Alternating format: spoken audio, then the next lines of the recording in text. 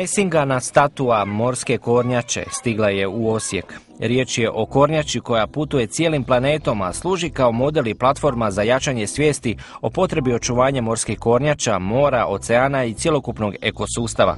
Ekoakciju osmislila je organizacija Blue Turtles of Change iz San Franciska. Ova statua kornjače bila je u Dubrovniku, Zagrebu i stigla je u Osijeku muzej Školjak. Udruga Gloria Maris u sklopu te akcije tijekom idućih nekoliko dana provodi niz aktivnosti kao što su predavanja i edukativne radionice, a danas su s učenicima Osječke osnovne škole Franje Krežme organizirali akciju čišćenja promenade i desne obale Drave od Zimske luke do Tvrđe i Vodenih vrata. Puno puta smo razmišljali na koji način spriječiti te nepoželjne pojave, jer mi smo baš u Tvrđi, naš muzej smješten u Tvrđi kod Vodenih vrata i svaki dan smo tamo i gledamo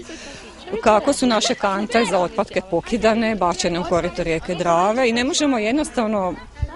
vjerovati kako je moguća ta velika destrukcija kod ljudi i smatramo da je najbolji način krenuti sustavno sa što mlađom dobnom skupinom upravo ovakvim akcijama i željeli bismo da ovo bude pravilo, ne današnja akcija da ostane samo po sebi kao dovoljna, nego da to bude jedno pravilno i redovita aktivnost.